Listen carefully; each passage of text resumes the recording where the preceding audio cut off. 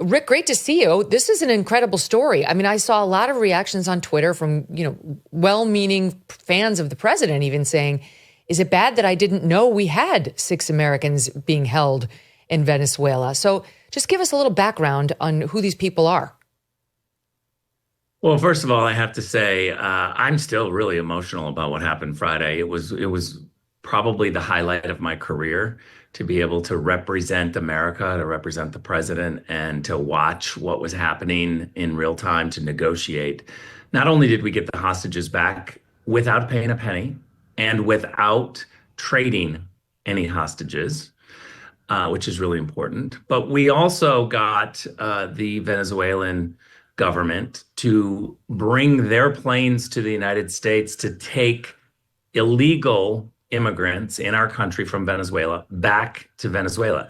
They are sending the planes and they are paying for it. I think this is the new standard. It's pretty amazing.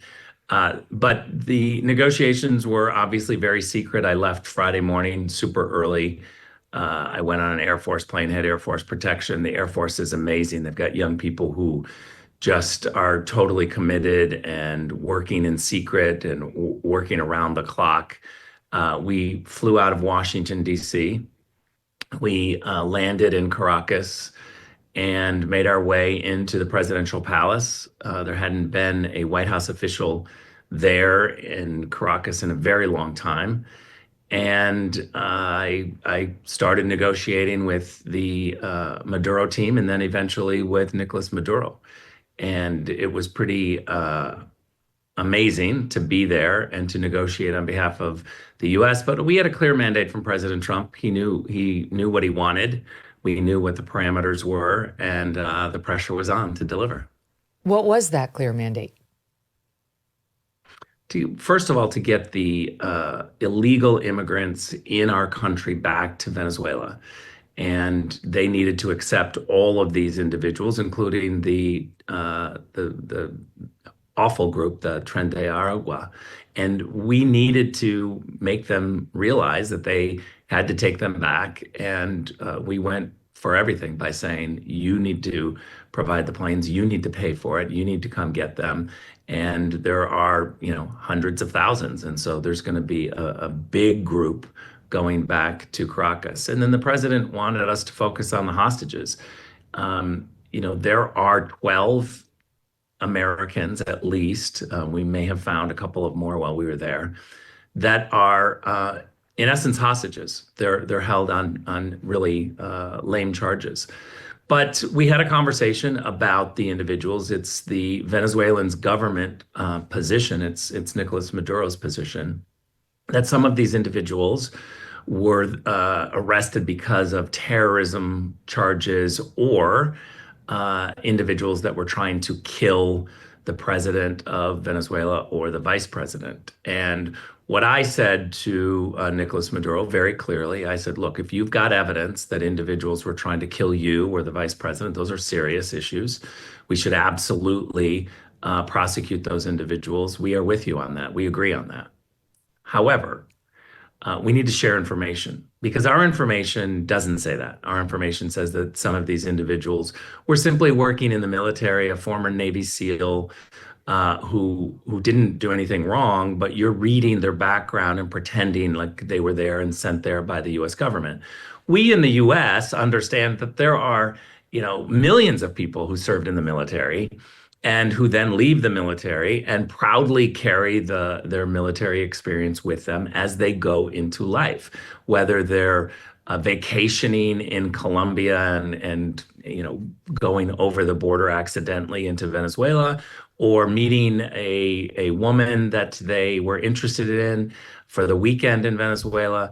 These are all innocent human issues, and it's our job to explain that. So some of these individuals, it's going to take some time, but we are very focused on making the case and sharing the information to be able to get the others out.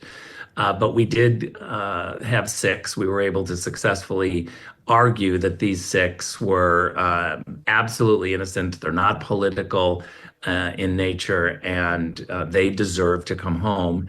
And we were able to look at this picture. Yeah, it was pretty amazing. So that's you with the 6. 1, 2, 3, 4, 5, 6. They all appear to be approaching middle age or around middle age. Some of them were young, although the guy in the middle was young. The guy with your arm that you have your arm around, he looks younger, with all due respect. The others look closer to your age and my age. I have to tell one story, Megan, that I haven't told anybody this publicly, and it's pretty remarkable. You'll see if you pull up that picture that 4 of them are in kind of their prison blue uniforms and 2 are in regular uniform.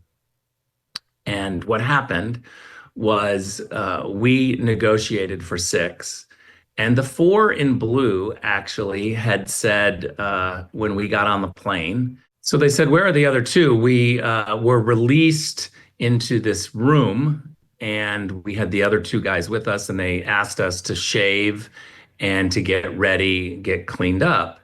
And 2 of the individuals said, we're not doing this again. We've done this 4 or 5 times. This is fake.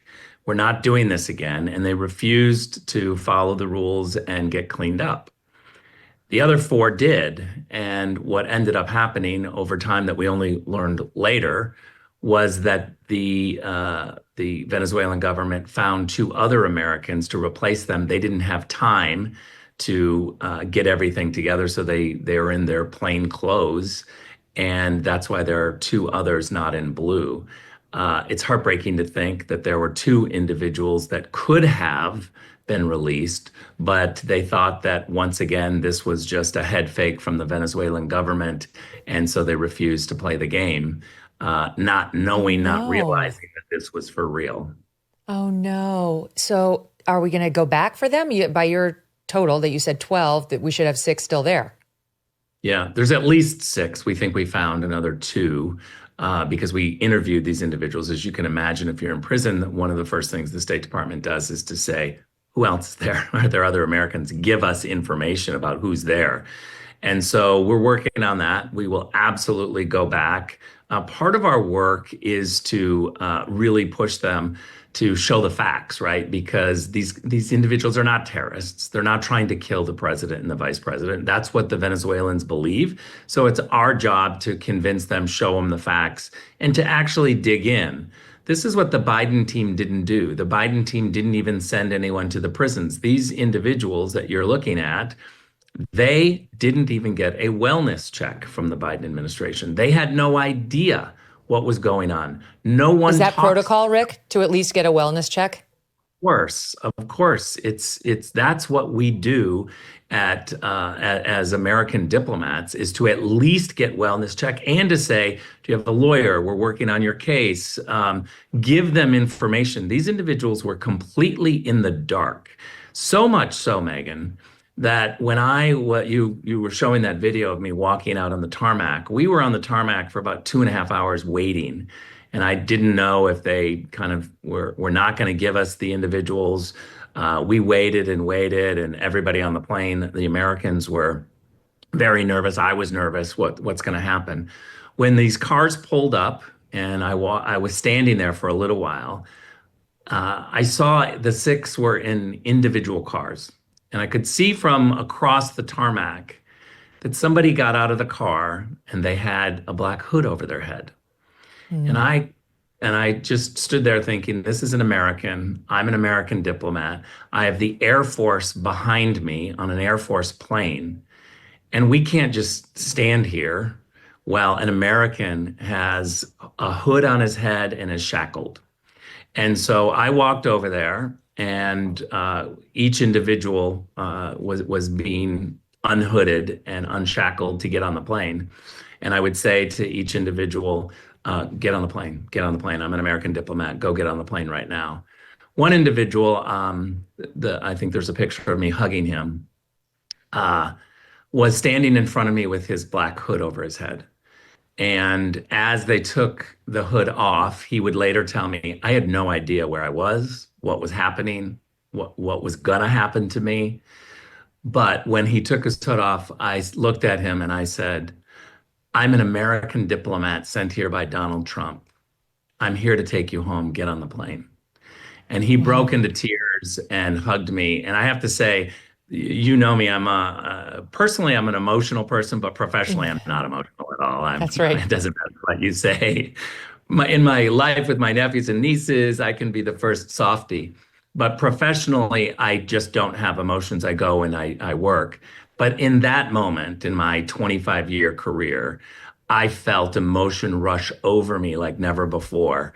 And I really had to hold back tears. And I just said, get on the plane. We're getting out of here. Because the flag still stands for freedom, and they can't take that